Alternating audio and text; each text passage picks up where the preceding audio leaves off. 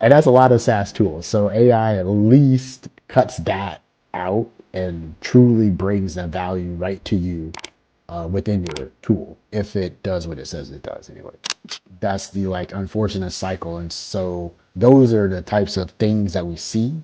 And so then there are tooling and protocols and platforms out there now, especially one that we're working on that will allow for you to stop that. And worst case scenario, it'll just have it so that it is on another machine, not yours, because that's the best way to stop cybersecurity is via like decoys, honeypots, and stuff like that. And so that's one of the biggest ways is just remove the surface area altogether. The thing will do its thing because it you can't stop that, but at least it's not happening on your home turf. That's one of the main things that I've seen that I was highly impressed with, and I've started using myself. Welcome to the Enhanced AI Partners Podcast, the show where we explore how leaders are scaling in fast changing industries through people, process, and pragmatic AI. I'm Johan Mejia, founder of Enhanced AI Partners. At Enhance, we help fintech and SaaS leaders scale smarter using AI powered content, outbound systems, and workflow automation to drive growth without adding headcount. This podcast is where those lessons come to life by talking with the builders, investors, and innovators who are reshaping how businesses grow in the AI era. Today, we're diving into Reimagining VC, a purpose built funds for the AI era. My guest today is Phillip Pipkins, managing partner of Auteur VC, a venture firm built to blend the rigor of traditional finance with the creativity and speed of modern innovation. Philip brings a unique perspective from managing portfolios at Silicon Valley Bank to now shaping Atir as a fund designed for the realities of the AI economy. We'll explore how Atir is redefining venture capitalist spotlight, cyber projects, and the kinds of companies that they're excited about, and touch on tools like Kickbac that help founders and funds work smarter. Philip, welcome to the podcast. Thank you for having me. All right, so let's go ahead and get started with your founder journey at Tears Vision. So, what experiences shaped your decision to launch Tear VC? Yeah, so I'm here in Phoenix, Arizona, and I cut my teeth at Silicon Valley Bank. So Silicon Valley Bank, it's now owned by First Citizens Bank, but just a couple of years ago it was the biggest, and probably still is, it's the biggest venture bank out there. And so, with that being said, they banked both the VCs and the startups. And that was, at the time of it was probably like 50% of the startups and 70% of the VCs. So, with that, although you're at a bank, you're pretty much in the innovation economy. So, you have to know every single ins and outs of it. But back to the point of me being in Arizona and not on the coast, a lot of the companies here in Arizona are going to be more bootstrapped or lightly capitalized, and that's basically anybody that's in the non-market, what you would say. And so, with that being said, there is a need to one find out a way to get them financing and get them additional capabilities coming into the company because like again they're bootstrapped, and so that's really where the idea came that I'm talking to all these companies, I'm talking to all these founders. They're very scrappy, but they couldn't raise any money, and the main reason is because they didn't pattern match to the coastal eye. And again, being here, I see that these folks they have traction, they're scrappy, they've got brain cells, they got everything necessary. And so when I was at the bank, internally as an entrepreneur, we tried to go downstream and lend to these companies, but ultimately, especially back then, they were making so much money, there was no reason to really go downstream. I mean, one thing you'll learn in finance and fund management is that it pretty much takes you about the same amount of time to do a small deal that it does to do a big deal, aka it would take me the same amount of time to do due diligence on $100,000 deal that it would on a $10 million deal. So if you can, you will go upstream, and so you'll leave folks behind. And that was the hole.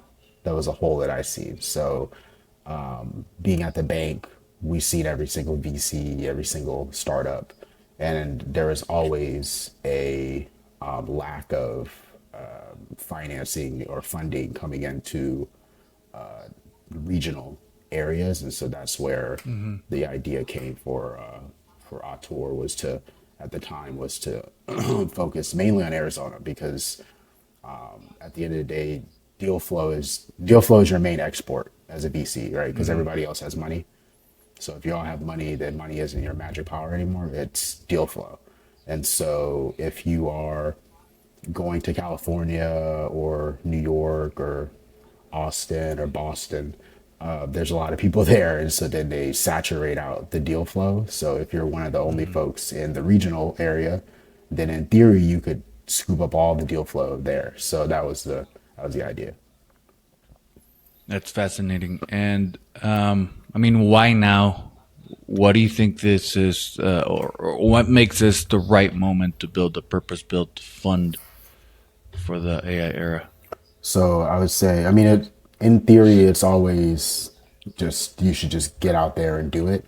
But you know, in finance or in funds, this is all cyclical. So there's different vehicles and there's different disciplines within the financial stack, and they don't all eat at the same time. Usually when a couple are eating, a couple are starving. And so, you got real estate, you got private markets, you got public markets. In the private markets, you have private equity, which is VC is a form of private equity, but VC is lower on the stack. You even have private credit, which I'm pretty adept to as well. With all of those, depending on how high interest rate is, that pretty much can tell you who's eating and who's not. And so, being at the bank, luckily, I learned a ton about interest rates and warrants and just how to play within that scene. And so then when you translate that to private equity and VC, it gives you extra rigor on your due diligence because obviously at a bank, you're not really trying to lose money and you're regulated, so they will jam you up if you lose money. Versus at a VC fund, the irony is that everyone has a power law, but VC leans into the power laws very heavy. And when you lean into the power law very heavy, what that means is that you are essentially acknowledging that your best wins and the most wins or the most value is going to come from a small amount of your bets, an 80-20 rule, if you will. Mainly more like 90-10 in reality. So out of your 10 deals that you do, no matter what you do, they're all not going to be successful. It's impossible. Or it hasn't been done yet. Let's put it that way. Nothing's truly impossible, but it has not been done yet. And so if you had 10 deals, especially on the venture capital side, the way it would work is that really I want to bank on one of the companies within the 10 deals being 100x. And so then that means that obviously it would pay for all of the 9 deals that failed. And when I say failed, that they could literally go to zero. And that one deal would drag them all back up to par and then some. Beyond. That's the true goal of VC. And so that's why when you're encountering them, they're really looking for how big is the market? How many customers can you have? How much money are you able to charge for these customers, right? LTV. What's your margins as you're charging these clients? What's the churn, right? Are they leaving? The reason that they're asking all these questions and why they drive on that so heavy is because you want a Uber, you want a Airbnb, you want a company that is so big, so transcendent that again, you for the rest of your life can say that I invested in Uber, and that pretty much makes or breaks you for the rest of your time, and the money that you would have made from it would be life changing. And the LPs, limited partners, your investors, they would have made the money that they would have made, maybe not life changing for them, but it would definitely have been the best returns they've ever had. And so you can believe that you can go back to those folks and they will give you money. And so the good thing at VC is that you pretty much, if you win once, like you win a championship once, then they'll let you fail 3, 4, 5 times after that. If you fail a bunch of times before you win, then you're pretty much out the game. But once you win, then the expectation is that you'll figure it out and you'll win again. And so that's the unfortunate. It's good and bad, but that is the reality of venture capital, is that power law does force you to look for the outliers, and it should be it should be pretty binary. It should either be that this thing is going to go crazy and be a rocket ship and it'll be the best company ever, or it'll crash and burn and it'll be a zero. But you're usually not trying to look for, or you shouldn't be looking for the safe bet, because the safe bet is probably not going to be so big that it'll return all your capital. And the safe bet is what debt providers look for. The bank, right? The bank is looking for the safe bet because I need to return my money. And so by me being at the bank, seeing that, then having left the bank, I did a debt fund with my partner. We still had that same rigor. And then finally doing the VC, where it was more, you got to let it go. Like it's not working out, just leave it behind. That's a total mind shift for sure. But having that full spectrum allows me to be able to look at the deals in a more holistic way. I mean, I bet that change from being in the traditional bank to working on the other side of the coin, that change of mindset, like you mentioned, must have been, I mean, pretty hard in the beginning. But I think once you start seeing the wins, I think that's where the mind shift starts, happening. And Auteur's thesis blends traditional finance rigor with modern innovation. How does that actually play out in practice?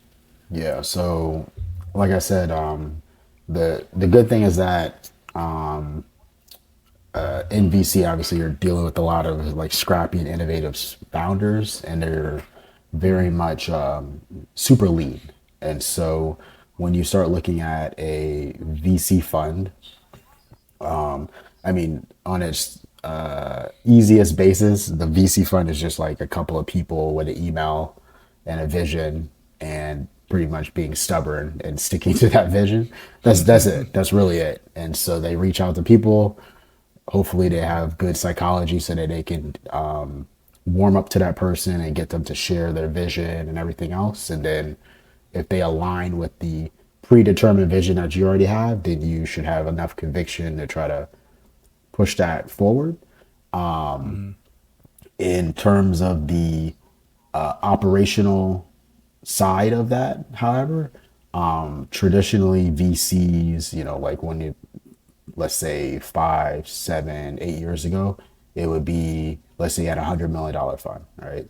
So you got $100 million fund, maybe you got three to four partners, right? So you would say, okay, that's $25 million per partner that they're gonna deploy, but it's not actually, because the fund has to run. So where does the money come from for the fund to run? It comes out of the money. So the way VC works is that it has a 2 and 20 model, which means it's 2% on the management side, the management fees, and the management fees are charged per year, usually up to 10 years.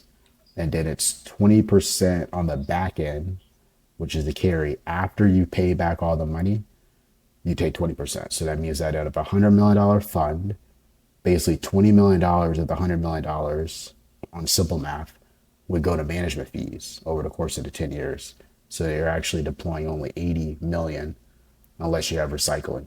And even then, you need to be good enough to have returned enough money to recycle it back into new deals. Then then you are required to pay back the whole $100,000 before you make any additional money. So it's more like a musical artist who has a deal where you front them the money, right? So they can live and do their tours and everything like that. And then the expectation is that you'll make all the money back first, then you'll split the rest of it. That's how VCs work. And so the reason I say that is one, so that you understand the makeup of it, but then two, now when you're starting to do math, you can see how little money a VC would make, right? $100 million, okay, they're making 2 million per year, and let's say you had three partners, but then you need infrastructure. Maybe you need an office, you need lawyers, you need compliance. You probably got to get an audit, right? You're looking at maybe $100,000 extra of operation at the low end. It definitely can go up from there. And then a lot of these folks are expensive. So if you had $100 million fund, 2 million, it sounds great and all, but it could go pretty quickly. And then you're also on the hook to fund deals or claw back money if things aren't working out. And so when you go down, and let's say you had a $5 million fund, then that means that it's what, $100,000 a year for you to run the whole fund and pay yourself. And so that's when reality sets in real quick. And it's like, okay, now I get why when I'm looking on Twitter and LinkedIn, it feels like VCs do everything but invest in companies. And it's because they don't make any money because there isn't that much money to be made. So the innovation comes from, okay, the stage is set. There's barely any money to be had up front. You need to still get deals done. And you need to be able to like cut down on that operational cost in order for you to breathe with the little money that you have. And so that's really where the innovation comes from, right? The VC is looking for a bunch of companies that are always doing, let's say, first principles to break things down in order for them to find the leaves within the trees. And so on the VC side, it's like how do you cut out all the operations? So can you cut down on the legal cost? And you can by obviously one understanding what's going on here, right? Because in VC, the legal portion is that should be part of your IP, right? You should understand, as a VC, you should understand safe notes. You should understand convertible notes and warrants. You should understand why some investors don't want to do a safe note. You should understand what areas they want to do those safe notes and how to conversate with both the founder, the lawyer, and other investors to get them on board with you, either on a standard vehicle like a safe or a convertible note, or a more creative vehicle like a term loan mixed with warrant, like venture debt. You should, because VC is a finance function, right? You should actually understand that very wholeheartedly. And if you understood that, then you would be able to cut down on a lot of legal costs, because to spin up a fund, it could be $100,000. What also could be $15,000 to $20,000. And so that $80,000 extra, you can do a lot with that. And that's the same in terms of your operations, right? You could have an analyst and an associate and all these folks that are basically just there to be the bottom of your pyramid and also at the top of your funnel in order to, funnel you deals, spin up why those are good deals, work with the founders, get documentation, all that stuff. But we live in an AI era, right? And so all that stuff that I just said, damn well that you could easily get automation, RPA, some agents to do that for you. And that let's say is $200 a month, right? You pay for the max price of OpenAI, which is $200 a month. That's cake. And so now that you've done that, you would cut out the associates, or you'd at least cut out the analyst. What does the analyst also do? They do research. I would hope that you figured out how to utilize AI to do research as well. So now you're cutting out the 50,000, 75,000, $100,000 people, and you're repatriating that money back to yourself, and you're only spending a couple $1,000s of that to run your same business. And then the other things are going to be how you present yourself, because at the end of the day, it's deal flow. And so Yeah. how do you get deal flow? You get deal flow by either other people telling you to go to this person. So that means you've networked like crazy. You probably added some value. You time has gone by that you enough time has gone by that enough people know you. So that means that you're not getting that on day one. You're getting that on 10 years in. You may have, you may be, and I hate the word thought leader, but maybe you are good at articulating yourself. So you write blogs, or you go on podcasts like this, you do things like that, that when people hear, they're like, okay, I like what this person is saying, so I can get behind that. That will drive folks to you. And then, of course, the number one driver is going to be either your background or your wins. So luckily for me, my background is that I was at Silicon Valley Bank. And so at Silicon Valley Bank, you would have seen the most deals possible, because they were the bank that were banking the VCs that were banking all the startups. If you were at a VC fund, then you would have seen just the deals that you did. And so basically it's like, how big is your VC fund, so that you've seen enough deals so that I believe that you would have not only seen the wins, but the losses too. Because the worst thing possible is that the only deal you were in was Uber, right? It's like, okay, yeah, it went crazy. Congrats. But if you haven't been in the shitty deals, then that means that if I pick you up right now, it's 1 out of 10, right? And you already have the one. So that means the next 9 are probably going to be the bad ones anyways. So great. I just got like a sour egg by going with that particular situation. So you want enough time to have gone by that you've seen both good deals and bad deals. And the people who have seen the worst deals and survived them are a lot of times the most resilient VCs, because one, if you're on number 9 of the worst ones, that means you're probably due for a good one.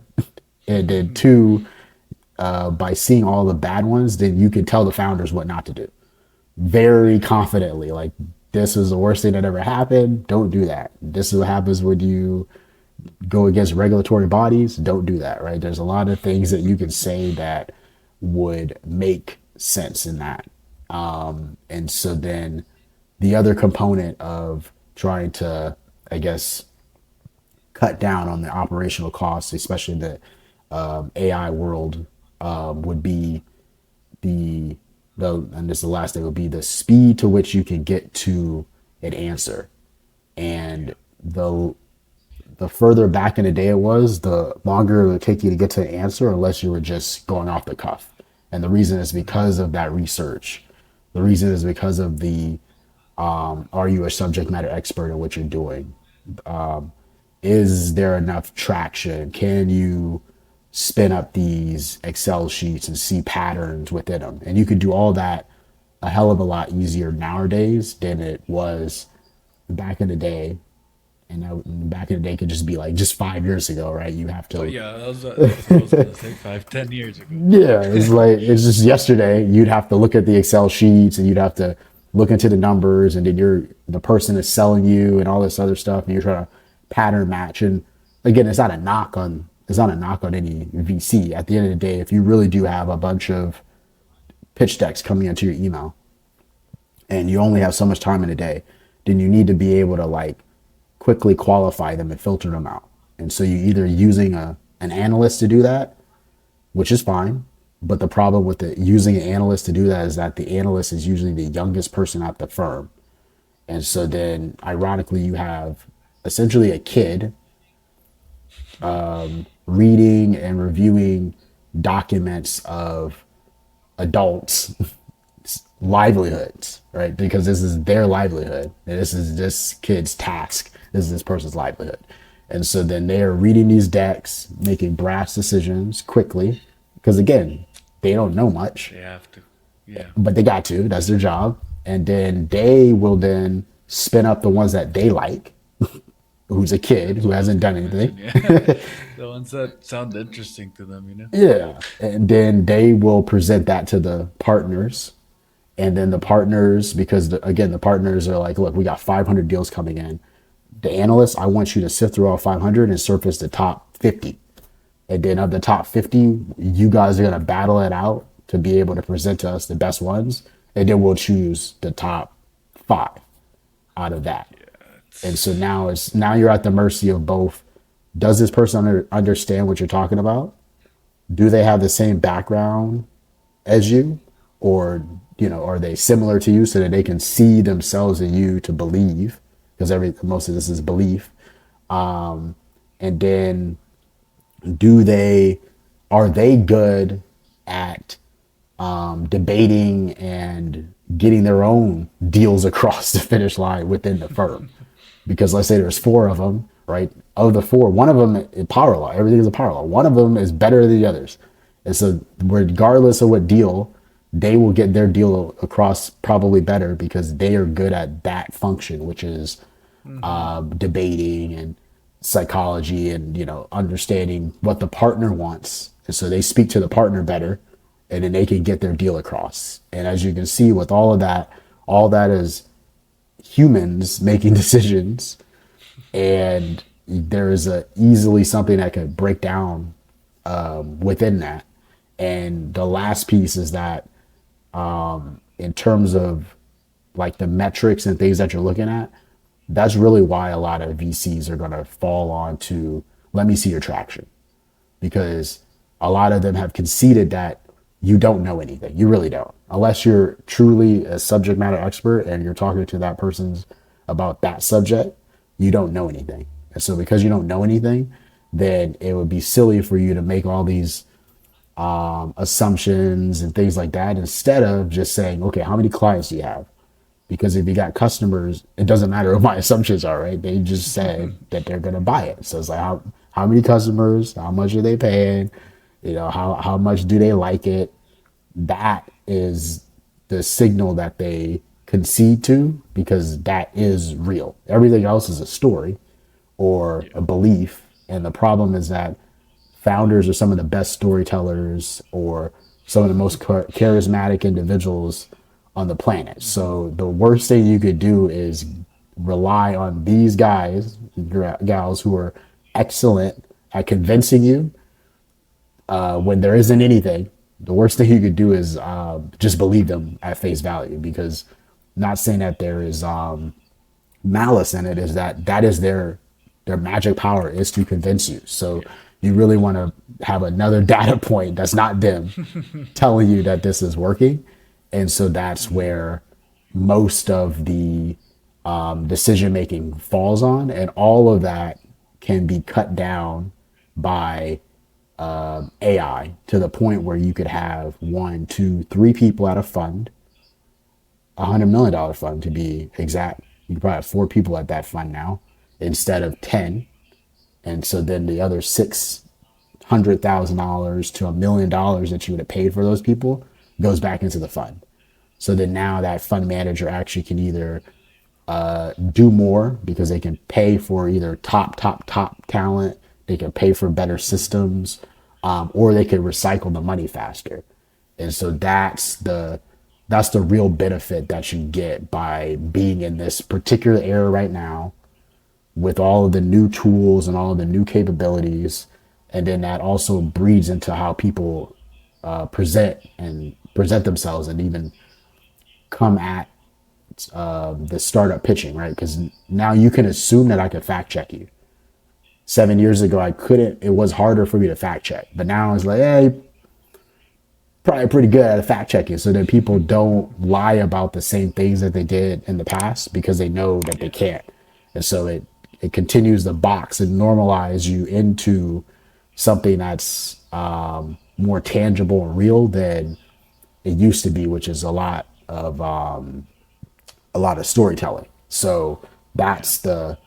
that's the real reason why now is the best time. And then the final piece would be AI really is, that next frontier, right? It's cliche-ish because everybody on the planet feels like they're talking about it, but you can feel that when you use OpenAI, right? OpenAI is a better productivity tool than HubSpot 100%. or QuickBooks, right? Like a lot of those things, you got to go get a certificate to learn how to use the product. There's no certificates for OpenAI. Or there probably is going to be. They got to make money, but right now it's pretty intuitive enough that you can work with it and you can ask it enough questions to get out the frameworks that you need in order to Hmm. drastically improve your workflow and your day to day versus a lot of SaaS tools. They were great, but they had either a steep learning curve or there was additional money you need to pay to get the certifications, or in reality, a lot of them were a tool that you had to get somebody else to do. Sorry, uh, like uh, um, like QuickBooks, right? Like QuickBooks, you actually get a bookkeeper to do QuickBooks. So the sell to me is that it's so easy that I can use it, but that's a lie. I can't use it. I have to get my bookkeeper to use it. And that's a lot of SaaS tools. So AI at least cuts that out and truly brings that value right to you within your tool, if it does what it says it does, anyways. Well, and that actually answers the next question that we had, which was what gaps in traditional VC convince you that Auteur needed to exist? So I think you mentioned a couple things. One of them was analyst. I thought that was really good analysis on the risks of having four or five analysts on the bottom trying to feed the best for them. And then you added another layer where, yeah, one of them might be a better seller than the or storyteller. One of the analysts might be a better storyteller than the other. So he will get his project across, no matter if it's the least best project out of all of them. Mhm. So I think that's where Tour is changing the game.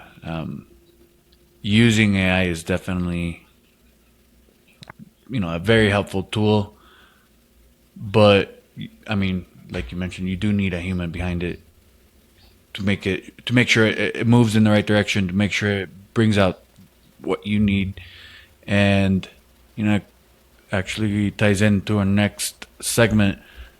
Ater launched some cyber projects recently.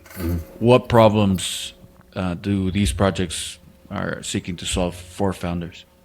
Yeah, so obviously, like I was saying, in order to be lean, there is, and I guess this is kind of one of my own ideas was that so as a let's say a solo GP, Hmm. I could I could try to be a generalist, which I was definitely trying for a while to do, and I'd still fancy myself a generalist, aka I'm willing to talk to any founder and meet them halfway so they can break down what they're working on, and I'll try to draft from my past experience to hopefully ask knowledgeable enough questions to kind of tease it out and get to a normalization.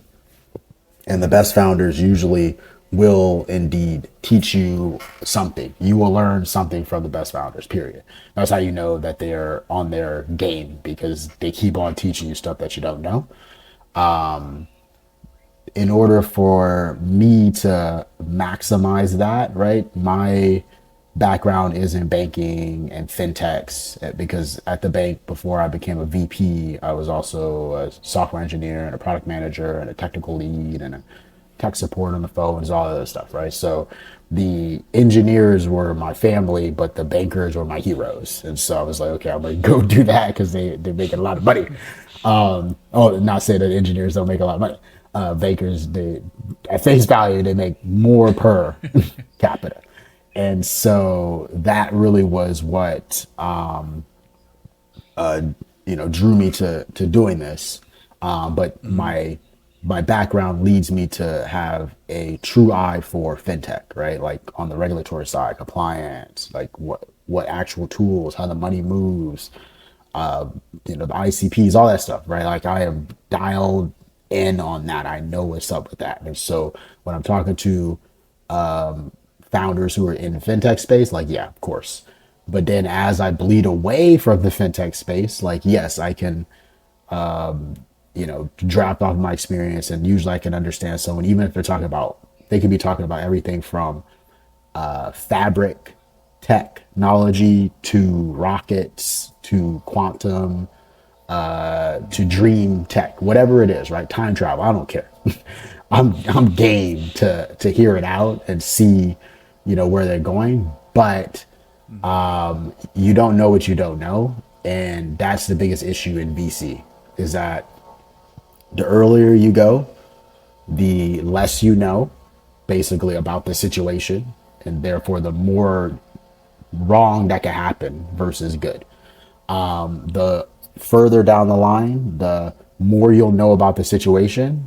Therefore, you can make a lot better rational decisions. And so, what I've done is I've partnered with other folks in order to give me those subject matter expert capabilities. And so, one of the other realms that I partner with is on the cyber side. So, I've got partners that have MSSPs, MSPs, pen testing, and red team solutions. And so, quick and dirty on that is an MSSP and an MSP are a managed service provider and managed security service provider. And these are basically when you're at a large corporation or in any company for that matter, and you call IT and someone answers and they remote into your computer and they fix everything magically. That's a managed service provider. And so they That's it. typically dictate what tools you use. They do the vendor management. So when you're using your Windows and you have this tool and this tool and this tool, and it's told to you to use those, someone had to make a decision to put that into your infrastructure. That's what these guys do. And so they are extremely knowledgeable on the cybersecurity side. And so luckily with fintech, one of the adjacent things is going to be security, right? Like the number one bad thing that's going to happen with your money is that it gets stolen, right? So security is a huge portion of it. So it is adjacent to what I know and do. So obviously I have knowledge on that and I'm interested in it, but then I lean on these guys within the MSP and the pen testing to further fact check and do due diligence. So Nice. by doing that, what I do is if you got a cyber company, okay, great, chat it up with you. Let's see what your market is, blah, blah, blah. And then I will hand you off to these guys so that they can essentially pen test you and fact check you. Because if you can't get past them, then whatever you're saying is incorrect, right? Or it might not be real yet. And so then I might get excited about the story you're telling me because I haven't heard about this before. And I'm like, oh, great. And again, you're charismatic, you're a founder, right? You know how to do this. So I'm getting caught up in the twilight of that story. But then when I run it by them, they're like, yeah, of course. We've seen that 5 years ago. We have a tool just like it. It costs $12 a month. And it's like, that cuts down all of the fluff, right? And it's like, okay, well, I thought that this is the greatest thing since sliced bread. It's clearly not because you guys know about it like it's nothing. And so that is where the cyber portion came from. And so in the AI world, cyber's huge and it's going to be huge. And I mean, pretty straightforward, right? AI is the bots and the agents and all these other either black box or automated tools that we believe we know how they're going to work, but maybe not, right? Like I get hallucinations in ChatGPT all the time, and I'm like, I don't know how that happened, but it happens, right? So that means that when you have, let's say, browsers like Perplexity Comet Or I think OpenAI is coming out with a browser here soon, where you have agents that you're trying to attach to your browsers and things of that nature. That just creates more surface area for you to get exploited on. And the easiest way to think about it is that let's say you have an agent, right? An agent, because it's usually finited to like a almost like a microservice, it has a specific job. So an agent is like if you were like in a city, or not even a city, you're in a town and you have a kid and they're 10 years old. You're like, hey, here's $10. Go buy me some milk from the store right there. Right. I can see you go over there. Just go buy me the milk. Right. So now the kid has a budget of $10. It has a goal. Go get the milk. And you've given it authority. Right. That's pretty much how your agent will work. Right. I'm like, hey, go book me a flight. Go book me a trip to Denver and get me some Denver Nuggets tickets. And I'm like, and here's a budget of $1,200 to do that. So now the kid is walking down the street, and obviously people, it's a bad neighborhood because it's the browser, right? The browser is a bad neighborhood. You should not be in there. So as the kid walks to the store, everybody's like, hey, the kid's got $10 in his pocket. We should trick him into giving us the money before he gets into the store. Or we should be in the store and trick him into giving us the money and we'll rob him. That's the same way that cyber works on your agents. It's like, how do I trick this agent into giving me money, the maximum amount of money that they're allowed to give, because they have authority to do that. That is what's going to be happening. And that is what's happening right now within the browser and within these agents and everything like that. So the more AI that you connect to all of your personal and private and secret information, the bigger an attack vector you have on yourself, and the more likely that they will, for sure, exploit that. And so once I was apprised of that and now I understand that, I was like, that's one of the next frontiers, for sure, is, let's say, browser security in the AI world. And so that's one of the main things that we've been working on, is a browser solution or multiple solutions compartmentalized into a nice tool and product and platform, so that you can kind of protect yourself, not kind of, so that you for sure can protect yourself from these yeah. And the thing with security is that it's pretty binary, right? It works or it doesn't. And unlike a lot of industries where they'll allow you to come in with like an MVP and they'll work with you to design partner it up, it's like, no, like if you give me a lock, then the lock better lock and it better unlock when I need it to, and that's it. If it ever unlocks when I didn't want it to, then you're done. And what kind of companies or projects are you seeing in the cyberspace right now? So I'm seeing a ton. I mean, definitely exciting, but I mean, like, for instance, there would be so there are ways, or at least they're attempting ways, to be able to detect prompt injection. So ironically, with like AI, you can essentially you can think of it as like you can poison it, or you can drug it. Basically, like the irony is that we use all these terms that, like, hallucinations and things like that. An injection, right? Like, it's calling back to, essentially, yeah, you can inject it with something that makes it hallucinate more than it was before, and it does what you need it to do. And there will be exploits that basically sit within your browser and they wait patiently, because the way that a lot of these exploits work right now is that I'll either put, let's say, a file that either requires you to click on it or not, because there's 0-click exploits nowadays. I'll send you this. Let's say it's a PDF, right? I've social engineered you. Let's say you're a VC fund, right? So you're a VC fund. You've told everybody in the world that you raised $100 million. I look on your LinkedIn. I can see your literal whole background. I know who you are. I can go and look into your Instagram and all your social media, find all this information. I could just do a deep research on you if I want, actually. So now I got all your information and your funds information, and I know the companies that you're investing in, and I know your thesis. So now all of that. So that allows me to then pretty well and confidently social engineer you into either clicking on something or at least opening an email that I've sent you. And once you open that email, then usually I'll have like something that's lightweight that will go onto your machine. And that lightweight thing will look into your folders and be like, I'm going to name myself like this because this is the best way for me to not be caught. So it hides in your computer. Then it will then trigger out and download something from GitHub. The payload, aka the rest of the instructions, right? So it just gets in there just so it's like, okay, I'm in. Then it's like, okay, here's your mission. It sends you the rest of the payload. Now it has that. Now it's beefed up on your machine, ready to go.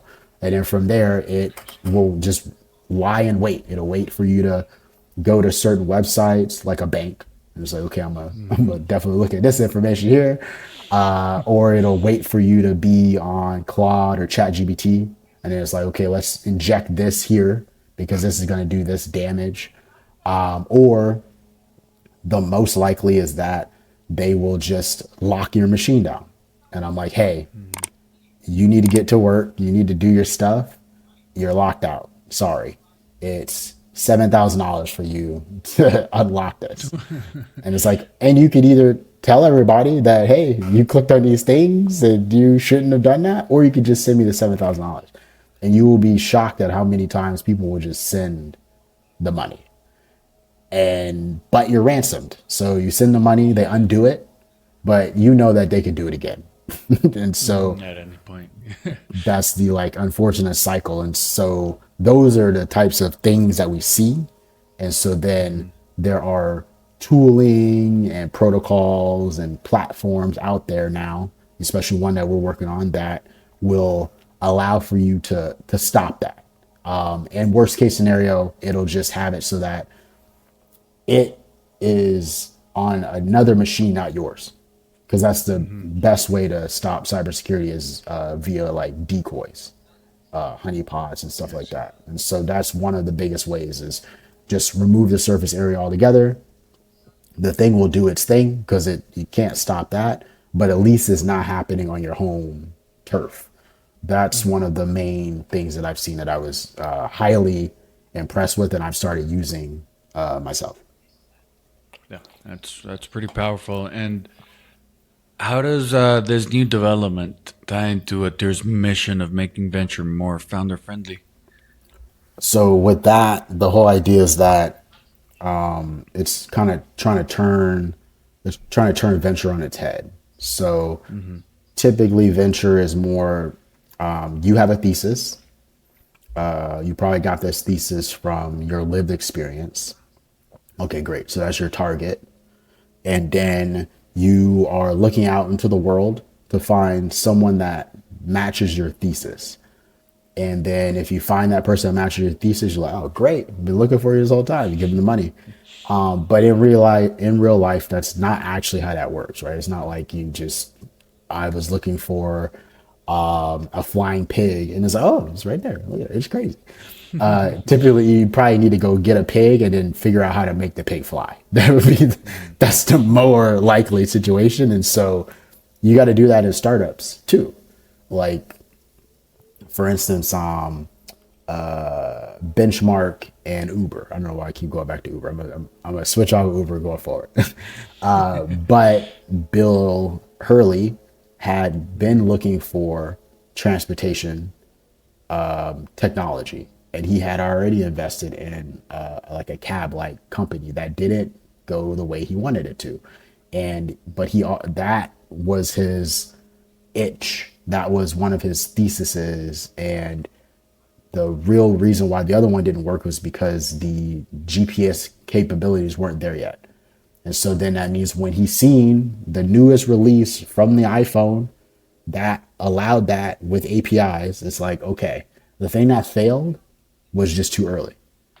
And so all the lessons I learned from that thing, if I could find a new one that's happening now in a time where it would work more likely, then I can bestow on them all that knowledge so that they can run as fast as possible. And so that is how, when he encountered Travis, the knowledge that he had from, I believe it was Magic Taxi or Magic Cab or something like that, allowed him to add a massive amount of value to this founder. And that founder was already gonna, they're gonna kill it, but not to the level that he allowed them to by giving them all that lessons learned without them having to burn money and burn time to learn those lessons. So that is actually how the best VCs work, is that they have a secret or a knowledge. They were looking for something. You were in that space. You were in that target. They latch onto you. Together, you guys go way farther than you ever would have went alone. That is the goal on the cyber side now. So it's like, okay, I'm looking and finding all of these use cases and insights. And so then now let me go try to find founders, inventors, innovators, subject matter experts that are working on those things. Because then if I can convince them to come along with me based off of the other lessons that I've learned, I think we could go a lot further than if it was that I was just looking for somebody who was doing a company in the realm that I wanted, and then I was going to hope that it worked out. That it works. Yeah. That's not a good way to do that. And that does leave founders hanging, by the way, right? Like if this is a first time founder, second time founder, and they've pivoted enough away from what they know, they're in uncharted territory.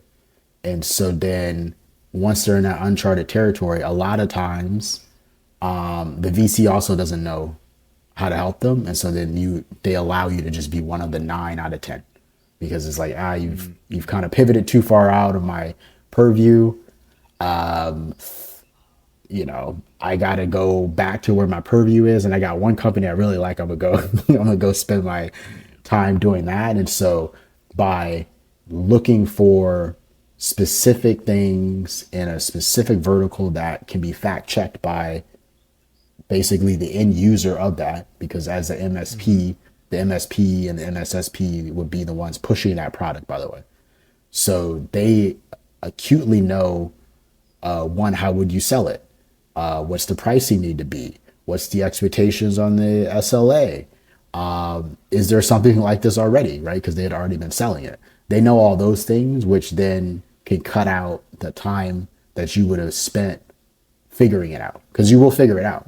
And the way you figure it out is that you just don't get it. Yeah, you don't get any money. You too much time goes by, whatever it is. And so that's the reason why I've kind of been steering myself into this particular direction. And that is the benefit and value that we bring to the to that company. And so with that, I found additional innovators who've been working on a nice little product.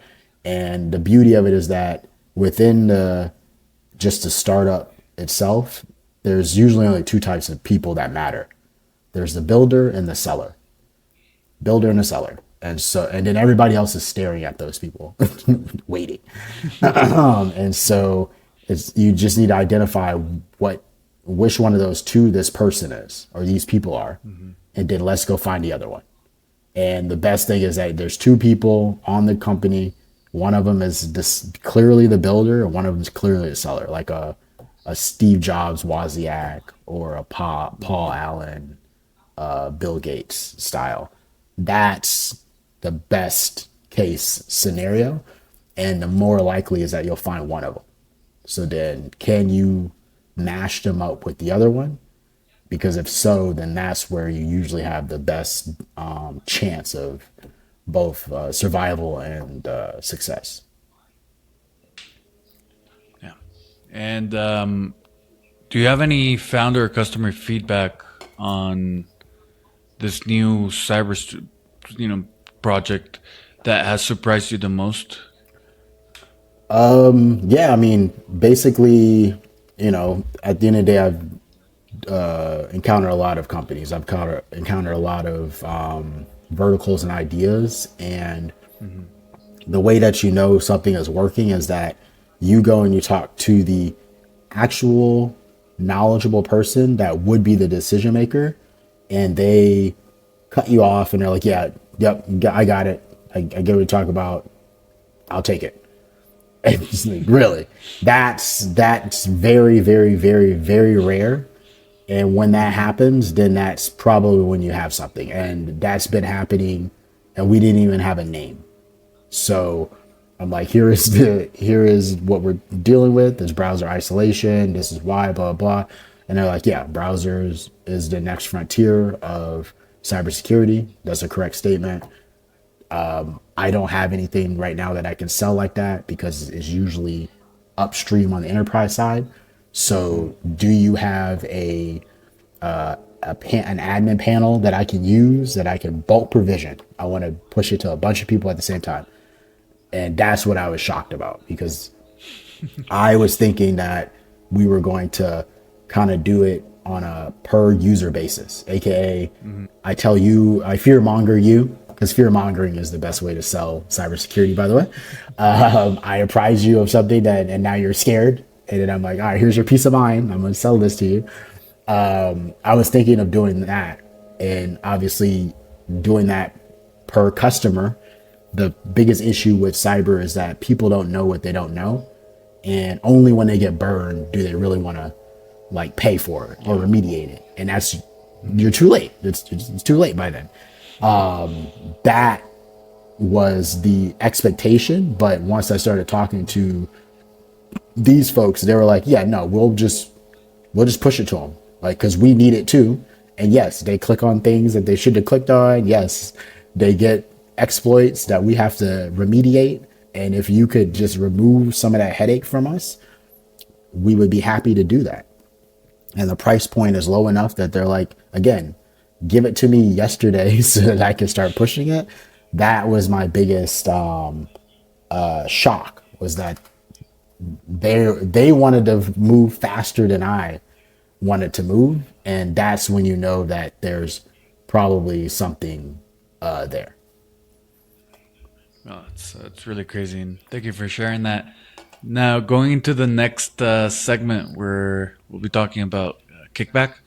So, Auteur is also behind Kickbac, and for everyone that doesn't know about Kickbac, it's a payment processor fintechs can connect to via API. So, how does it help investors identify inflection points and make better decisions? Yeah, so on the kickback side, so that company came to be from the founder Danny, who's my partner.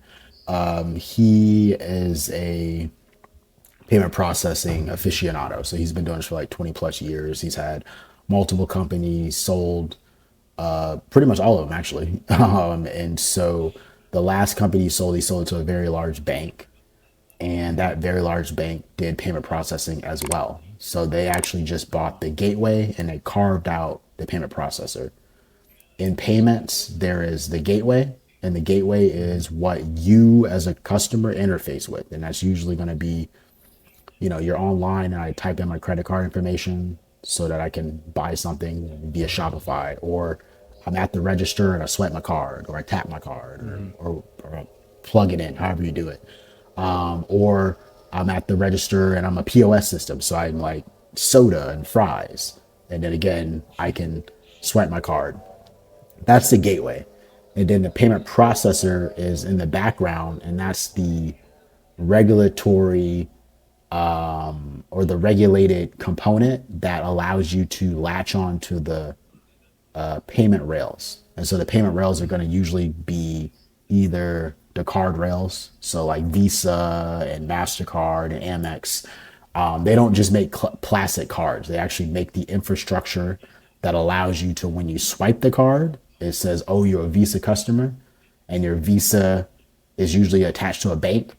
It uses Visa's infrastructure and network to call your bank and say, hey, how much money is Johan good for?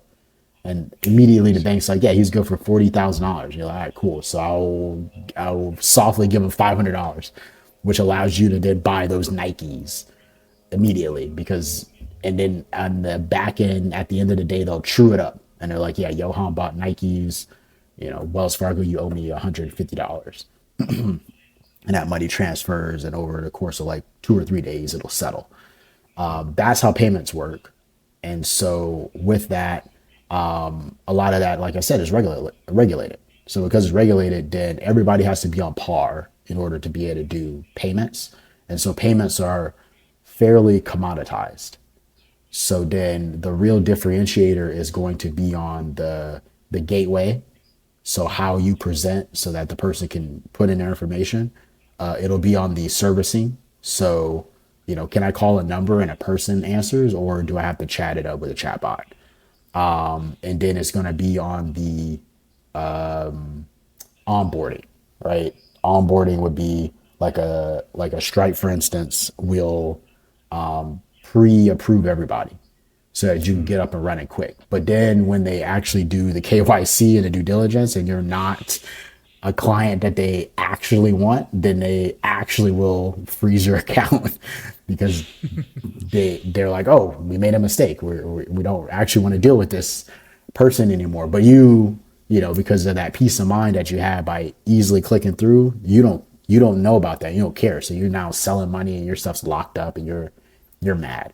So to counterposition that, our particular solution is, one, we will KYC you up front. So if you hop onto the platform, then you are allowed to be on the platform going forward because we have made sure that you checked all the boxes. Two, because it's regulated, like I said, our biggest value add is going to be that we are always trying to price it so that it's in favor of the merchant, aka the store owner. So we are always going to be cheaper. And then we do have human beings that when you call, a human actually answers the phone, because I learned that at Silicon Valley Bank. No matter how many bots and AI and all that other stuff, like when money's involved and when your livelihood's involved, you want to talk to a person. You really do. 100%. And Yeah. collecting payments for your business is probably the most important thing in reality. And if it doesn't come through, I do not want to talk to a bot. I really want to talk to a person that could mend my fears here. So that's the benefit. And so Stripe, luckily, they had also introduced the need for APIs, right? Stripe's innovation was that they figured the developer, usually just like an MSP chooses the security tools that you use, the developer usually is like, when they're building out your website or whatever your platform is for you to take payments, they usually build that too. And a lot of times the founder doesn't actually care which one it is. They just want it up and running. So then the developer is like, oh, well, this is the one that it's cheap enough. This is the cheapest for me to implement. So you're like, yes, do that one yesterday. That is what the API first approach has introduced to the realm. And so we have that as well. So then that opens up another can of worms, which is that now that we have the open APIs, and it's not just a link that you put on the website, that means it exposes if you have developer chops or not. Because you wouldn't, you could, but it would take you a long time to, it's the learning curve. And so a lot of developers, they already know how to deal with open APIs, the good ones anyways. And so that learning curve is not there. Versus others, there is a high degree of a learning curve. And so that is one litmus test alone is, okay, here's our API docs. Can you connect to them? If you can, then it's like, okay, great. Then now we can see the quality of how you've connected to this, and we can see the processes and things that you put in place in order to run your business based off of those APIs. That's another litmus test, because within the fintech space, that you have two options, right? Fintech is super regulated. And so because it's super regulated, you as a business owner, you either need to dive in and actually learn those regulations and how to work within them or around them, however you want to do it, or you outsource that to somebody else, which would be these banking as a service providers like a Synapse. And I believe this is a fintech podcast, right? So I'm assuming a lot of people know what's up with Synapse or what happened to Synapse, right? Synapse was a banking provider who had linked up to Evolve and other banks, and they basically said, hey, you don't need to know about this regulatory stuff. We got it. Just pay us money, platform fee, and then you basically worry about the UI and the UX and the marketing. Just go get customers, make sure they like it, and you're good to go. But Synapse was a peer of yours. They weren't an actual regulated bank that had to go in front of Congress and stuff. They were another startup raising money just like you. And so even though they were supposed to be all up to par on their SOPs and their compliance and stuff, they weren't. And they weren't even that great at balancing their own ledger. And so because of that, then they crashed.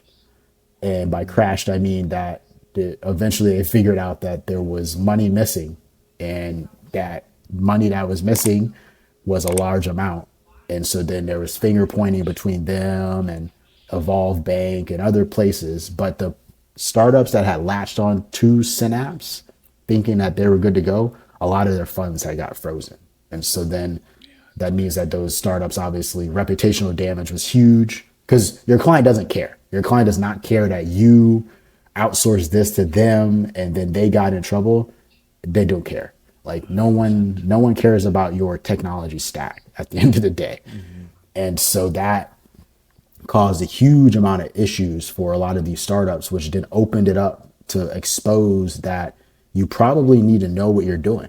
And by probably need to know what you're doing, I mean that you should understand what a partner bank is.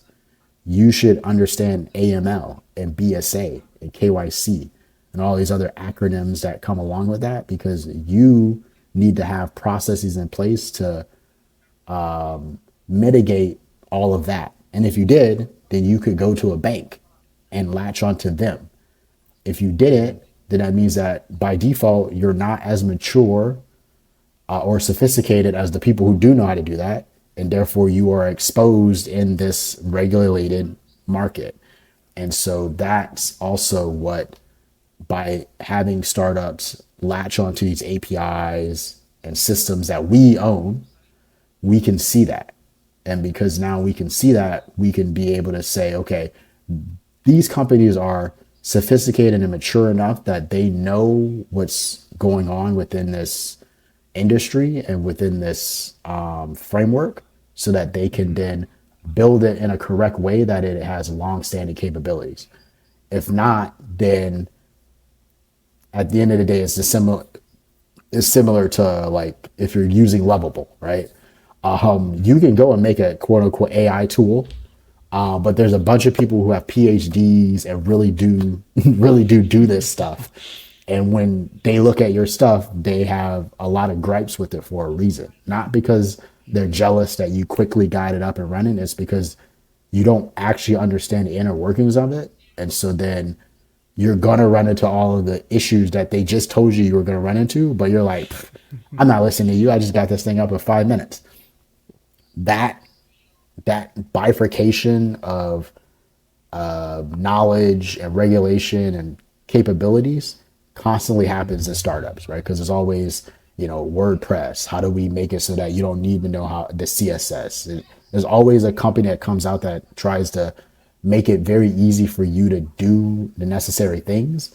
But then that means that you lose out on the knowledge and capabilities that you should have by actually knowing the full depth of that industry. So by having these, APIs and just barriers to entry on that fintech side, and then them maneuvering around it and us talking to them and hearing what they're saying, it's like, okay, you can cut out a lot of the fat.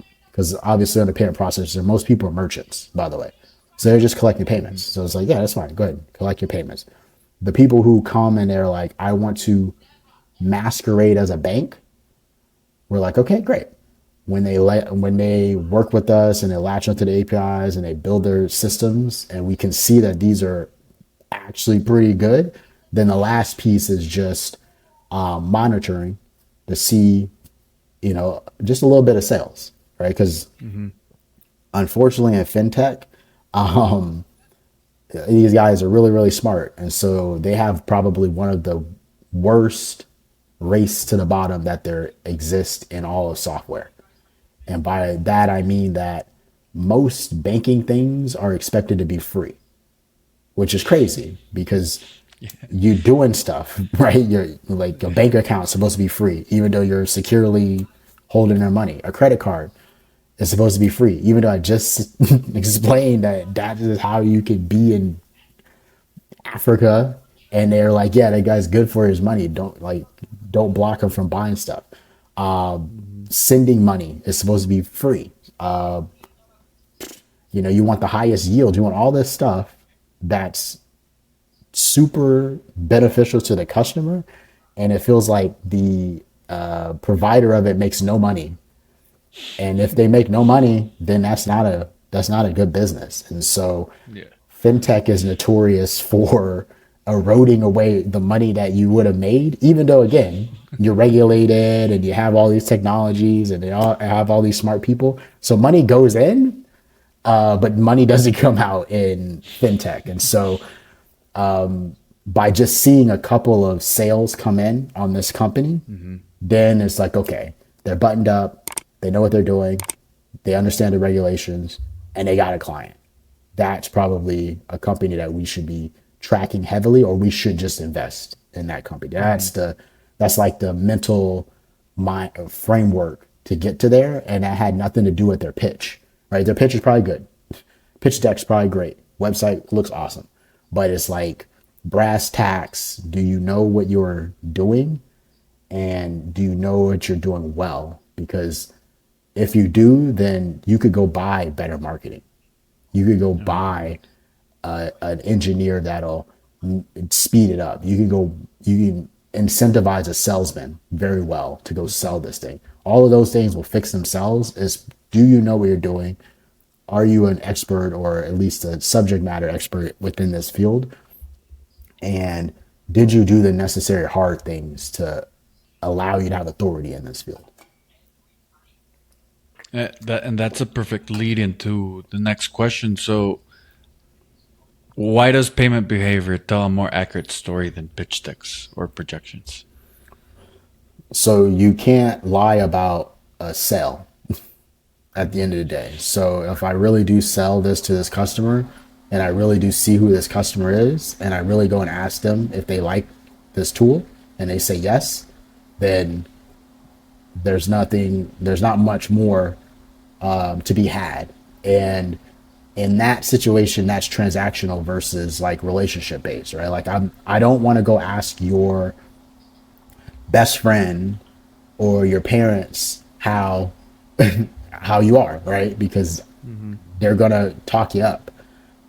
Versus if you were able to get this person to buy your product and they just like it, and I'm like, what do you think of Johan? They're like, who's Johan? They're like, I'm using the product, right? That is how you know that the product actually is needed versus it being that your friends and family and your charisma sold it. Because in the beginning of a lot of companies' livelihoods, their first customers are their friends and family. And so it's silly to go off of the fact that I got 10 customers, all like right. I'm in Arizona, right? So I got 10 customers and all 10 of the customers are in Arizona. And of those 10, 5 of them literally have a straight line to knowing me personally. Is that scalable? No. So by looking at the invoices and the payments and what dollars are coming in and who those dollars are coming in from, you can be able to tell if this is more on the back of the founder's charisma or network, or is this really on the the solution to the problem. Yeah, it's pretty amazing, and it actually tells like you're saying, a better story about, is the product sellable? Am I going to Yeah, make money out of this? exactly. And for founders listening, Kickbac isn't just about evaluation; it's also a processing solution that you can use directly. We'll be setting up a landing page at the end of the episode on the description, and Kickback is offering a discount for anyone that signs up through that landing page. So we'll make sure to include that in the show notes. And then going into our last segment, reimagining VC for the AI era. What does an AI native startup actually look like for you, and what makes it investable?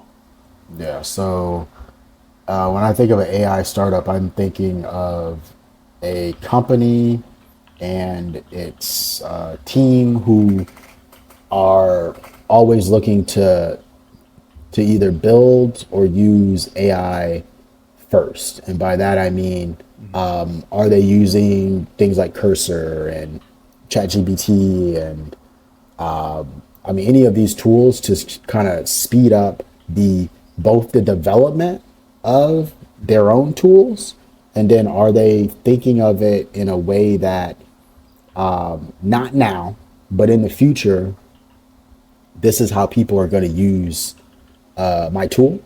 And then one of the best ways to tell is if they are doing evaluations. So like I said, AI hallucinates. So if I'm just sitting here giving it an input and accepting as output, that's not good. Like I need to be able to fact check it. And so the best teams, they fact check their AI all the time. So they'll have evaluations that basically are like, here's the goal, here's the expectation, here's how you can check it. It's a form of like QA and UAT testing. You need to be able to do that for the AI itself. And so founders and teams that do that, they one can live within this AI realm a lot better, and then two, they'll cut out on all of the extra time and dollars that you would have spent, because a lot of the things that AI can do for you, a consulting firm or some sort of outsourced consulting would have done. And so now you're saving all that money, not having to deal with that, and then you're also getting people or players within the company closer to their problems, right? Like a PM used to have to run a release train and deal with a designer and a developer and all this other stuff. And now a PM can kind of mock up what they need. They mock it all the way up. They can even probably push it through into the Figma. And then it's like, hey, here's your Figma files. The developer now, because within technology, the biggest issues have always been communication. And so if I have a vision, then I need to write it down. So I got to write it down. I got to put it into the Jira or whatever your project management software is, so that these people on the other side can pick it up, read it, understand it, and then implement it. And no matter what you write, there's always at least two ways to interpret it. Always. There's always another way to interpret it. And you only will learn that after they built it the other way. And then you test it out and you're like, that's not what I meant. And then they will explain to you why that is that is why they built it. And you're like, I guess I can see you reading it that way, but man. And so you're 2 weeks out, 2 weeks out because of that. By being able to like mock it up yourself and being able to like iterate, you can push that to the engineer. The engineer will actually know what you're talking about. Instead of it being like up in the air, they will know what you're talking about. And then the second thing is that same engineer, right? They worked on that for 2 weeks, 4 weeks. And you're like, this is not it. And you push it into the trash. That is devastating. And so no matter what they say, because they're going to redo it, they're mad or they're annoyed. And so you're not going to get the best version of it because they're mad and annoyed. Versus the AI, you're like, no, scrap it. And it doesn't complain. It's just like, all right, what can I do next? All of those are that cuts out that all of that is like hundreds of thousands of dollars worth of time and effort and just anger and angst in a company that goes away because you're closer to the product and you can cut down on the communication and you're always online, you're always communicating now. Yeah, it's pretty interesting, and I'm sorry for the laugh there, but I actually just went through this like 2 weeks ago. So I could relate 100% because it was me doing the building, and after I don't know 2 weeks of building something that I thought was awesome, and when I presented it, it was like, nope, that's not what I wanted.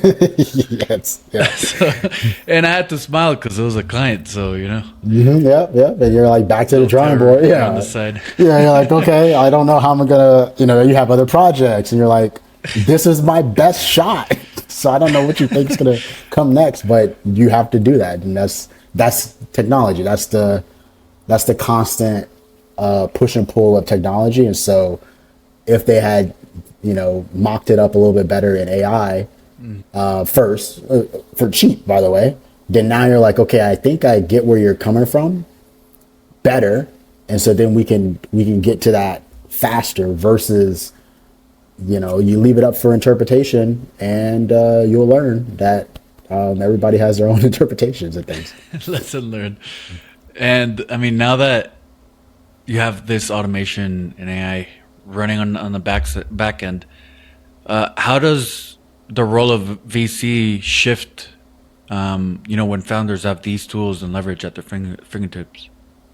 Yeah. I mean, I think now the biggest thing is that you want to find people that are multidisciplinary. There you go. So they are able to, with these new tools, cut through multiple disciplines. So you get, like imagine a Steve Jobs that could use these tools because Steve Jobs was doing the things necessary back then. And the way he was doing that was like he was paying a consulting firm, a design firm, right? Because I hate to break it to everybody, but he's not actually designing things, right? He was a visionary and he was a project manager, and he could get the necessary person to design. He could get the necessary engineer. It's the same with Elon Musk, right? If you put Elon Musk in a cave, he's not going to Iron Man his way out of that. He'd just die in a corner. I promise you that. If you put Elon Musk in a cave with 10 people, then of course, yes, he will get them to go in and he'll champion everything necessary to get them out. But he's not going to single by himself do much damage at all on island because he doesn't have those capabilities. He has vision and he has management capabilities. And so that's the same for everybody. But the difference is that back in the day, because you still had to get all of these like crazy types of products out, he would pay to get consultants, and the consulting firm obviously gladly would accept this money, but they would come with like 100 iterations before you would get the necessary one. And so if he could go sit there for, again, $200 in his office, clacking away, and he could get 1,000 iterations, that's a lot cheaper. And then he could push the 5 or 10 iterations to the design shop so that then they can battle it out with him. Because again, they know more about design than he does, by the way. That would be a lot easier than him being like, here's my vision. They're like, okay, great, we'll distill it. Here's the stuff. He's like, nope, I hate it all. Okay, we'll distill it again. And you keep on doing that.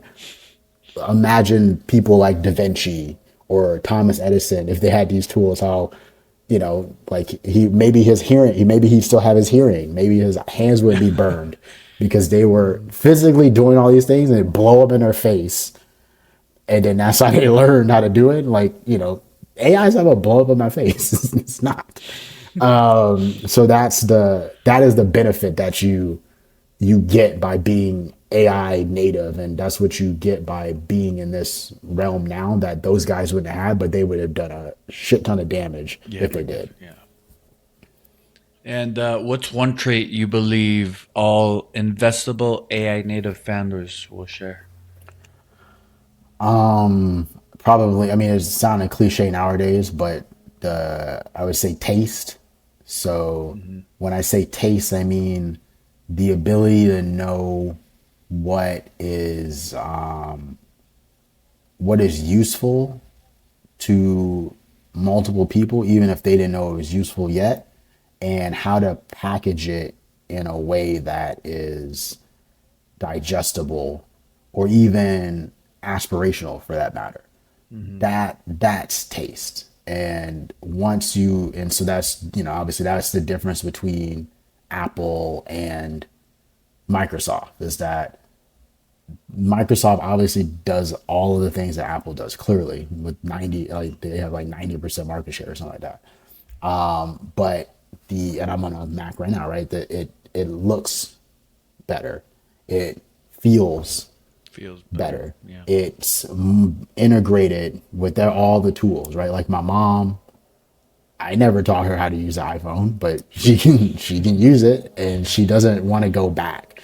And so that's the taste, where someone who didn't know about this is enticed by it versus it having to be bestowed on them, right? That's the difference between a Microsoft product and an Apple product. It just feels, looks, and is packaged, literally packaged better. All of those things go into the the user journey and the user experience. And just by caring about each one of those pieces, it's the same as like a film or a piece of art or a car or something like that, where you cared about each different component, and holistically it feels right, and it feels more expensive than it actually is. I mean, most things are always going to be more expensive than they actually are, but I don't complain about it, right? Like I don't know how much it costs to make an iPhone, but it's sure as hell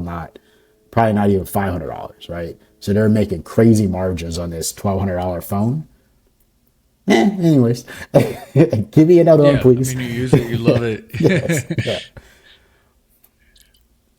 Yeah. Thank you for sharing, Philip. And then for our last segment, we got the quick fire round. Okay. We'll do 4 questions. Okay. Looking for short answers. Yep. So let's go with the first one. What's the most overrated trend and venture right now? Everybody just being an AI investor. I mean, at the end of the day, AI is not a AI is so new that there's no way you could be a subject matter expert on it. 100%. And then AI is like mobile, right? Like at one point there were definitely mobile specific investors, but as time goes by, that is a paradigm, or it's a tool that is used by everybody, right? Everybody has some sort of mobile capabilities, even if it's that your website is reactive enough to be shown on the mobile phone, because you assume that like 75% of all websites are seen on a mobile phone anyways. That is the same, or cloud for that matter. Everybody has everybody uses a cloud, and if you don't use a cloud, you don't for a reason, but you know what the cloud is and you chose not to use it. In fact, it's harder to not use the cloud now. 100%. So it's the same with AI. Like AI is not a vertical. AI is not a vertical. No worries.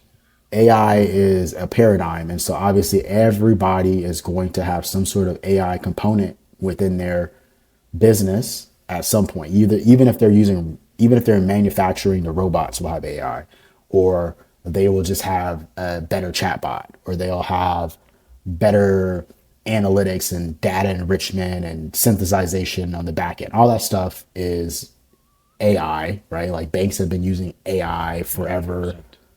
Video games and movie editors, they've all been using AI all day long. So I think that's the biggest that's the weakest trend in my opinion, is someone saying, oh, I'm an AI investor, AI investor. and I spit out all of the various AI nomenclatures, and I'm like, oh, look at Lovable, it's gone to this and blah blah blah, right? Like let's look for things that solve problems And if it doesn't via AI specifically, or if they were able to use AI to build it, great. But it's annoying nowadays to look at a fund and it's like, yeah, we only invest in AI. It's like, what does that even mean? Yeah, it's way too. Oh, sorry. Yeah. It's way too broad. Yes. What's the most underrated factor when evaluating a founder? Most underrated, their resiliency and their like unorthodox backgrounds. So a lot of times, again, it normalizes on, oh, did you go to Stanford? Or you got the computer science degree? Are you young? Are you in the city? All these things are the pattern recognition and signals that people look for. But in reality, that's not that helpful, because usually what happens is, if you're investing in all those, if that's who you're investing in, then those people solve those types of problems. Like, it is incorrect to believe that people who are in an ivory tower are going to go and solve a problem for somebody who is in a gutter. That's because it's not their problem. So why would they even think of it to solve? And if they did say, oh, I want to do that, they're not as knowledgeable because they didn't come from that. So you typically will solve problems that you had in your own life. And so I think the underrated thing is not investing in people who have had those more humanistic problems and they've come out of that, or they've survived it, or they know it intricately. We tend to not invest or focus on those folks, and we focus on the pattern recognition that I stated, and that's how you get like a Peloton. That's how you get a Peloton, right? I'm like 36, right? So I've seen exercise bikes for 30 years, right? A lot of those exercise bikes, people had towels on them and they were in the corner in a rich person's house, right? Only someone in San Francisco who lives in a 750 square foot home thinks that, and they're scared to go downstairs and walk around the city because it's creepy, right? They thought that Peloton was on point.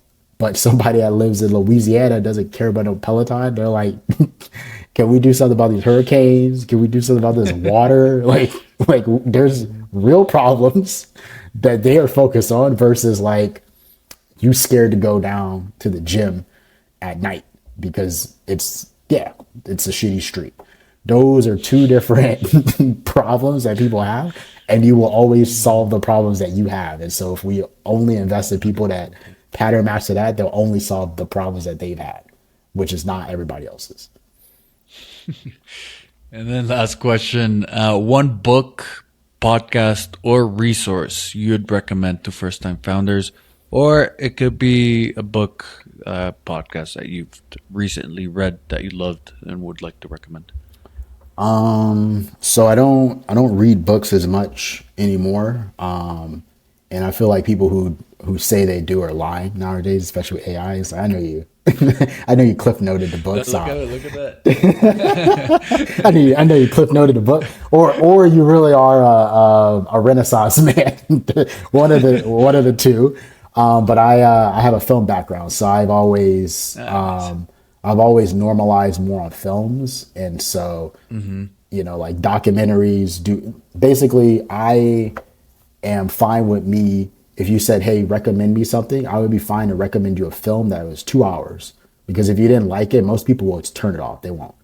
But a book could take you, 10, 20, 30 hours. So I just sent you on a side quest for 20 hours to read this book. That's crazy.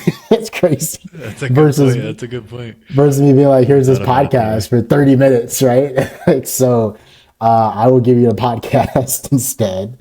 And so I'll do two. So obviously everyone always says all in. So if you listen to that, great. If not, whatever. I would say This Week in Startups by Jason Calacanis, who is on the All In. His stuff is definitely, it's called Twist or This Week in Startups. That is like a crash course in everything that has to do with founders, startups, VC. Like it is good. Like and don't let all in fool you. Like he does know his stuff, and so it is good. And then the one that I like the most is called the Acquired podcast, and so Acquired is with Ben and what's the other name? David and Ben. And Acquired is like super long form. I just said don't send people into 20. It's not 20 hours, but this thing's like 3 hours, sometimes 5 hours. But they're deep dives into some of the greatest companies out there. And Nice. that one will get you hyped because they start from when the person was born all the way through to now, and you'll get hyped, you'll learn a ton. And they do things from fintech companies. They used to do a ton of fintechs, but they'll do fashion, they'll do NBA, they'll do Taylor Swift, they'll do all of these. And so that's basically your history lesson. And then the twist would be like your day to day, right? You could sift through that and find like nuggets just by looking at the titles and what they're talking about. And then on the Acquired, that's like your history lesson. So if you listen to all those, then you'll be pretty knowledgeable. I'm not gonna lie. Yeah, I've listened to the All In podcast, but for this one, the Acquired, I heard about it, but I never got the chance to listen. So after this, I'll make sure to look for one of the. Do you have any episode that you recommend from the Acquired? The LVMH one was really good.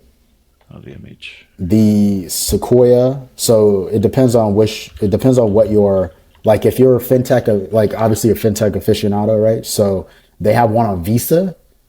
Mm-hmm. Oh, If you listen to the Visa one, oh, you're a payment expert. You're going to be an expert after that. Yeah. yep. Opening that right now. Right. Okay.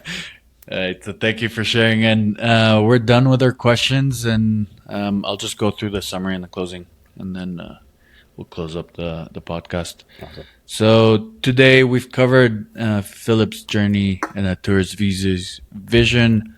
We also explored how Kickbac is redefining founder evaluation through payment data. And then we highlighted some of the cyber projects that Auteur is working on as a tool for founder-friendly venture, and zoomed out into what it really means to build and back AI native startups. It's a powerful look at how venture itself is being reimagined. So Philip, thank you for hopping on the call. It was a fascinating conversation, not just about Auteur's vision, but about how venture is evolving in the AI era. We also got some awesome podcast recommendations, so make sure to listen. And for founders listening, learn more about Auteur at Auteur VC. That's AUTEUR.VC. If you're interested in streamlining payments and signaling investability, check out Kickbac. There's a discount for signups through this episode, so we'll link that in the show notes. And to our community, if you enjoyed this podcast, don't forget to subscribe and share. Philip, thank you again for joining. And we can't wait to see how Auteur continues shaping the space. Thank you. Yeah, thanks for having me. And yeah, sorry I went over a little bit there. So. No worries. I mean, it was a pretty good call. So thank you for helping.